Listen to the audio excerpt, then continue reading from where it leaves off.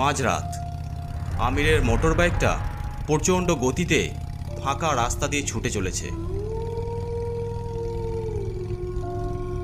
আমির হাকিমপুর থেকে তাদের বাড়ি ফিরছে।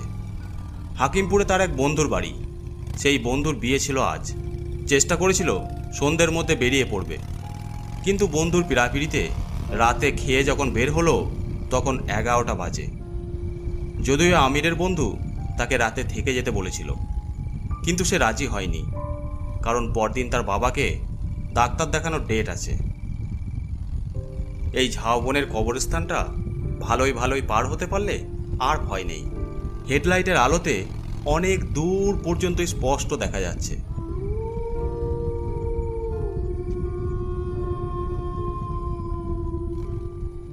হঠাৎ হেডলাইটের আলোতে দেখতে পেল কবরস্থানের গেটের সামনে একটা মেয়ে দাঁড়িয়ে আছে। হাত তুলে আমিরকে বাইক দাঁড় করানোর জন্য ইশারা করছে। কি ব্যাপার, এত রাতে এই মেয়েটা কবরস্থানের গেটের সামনে কি করছে?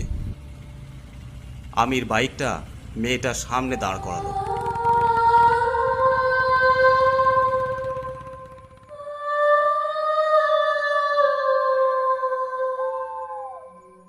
কিন্তু এত রাতে এখানে কি করছে সেটাই ভাবছে আমির।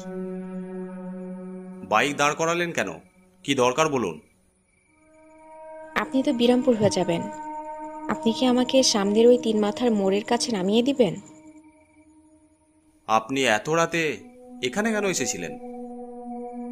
আমার বোন অনেক দিন ধরে অসুখে ভুগছিল। আজ সন্ধ্যায় হঠাৎ মারা যায়।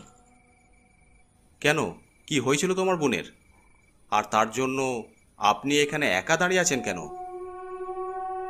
আমার বোনের আগে করোনা হয়েছিল, কিন্তু তারপর ভালো হয়ে গিয়েছিল। তাই মারা যাওয়ার পর কেউ আমাদের সাহায্য করতে আসে নাই।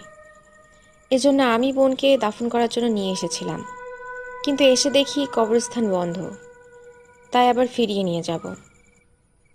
এই কথা শুনে আমিরের গায়ে কাঁটা দিয়ে উঠল, কলকল করে ঘামতে লাগলো।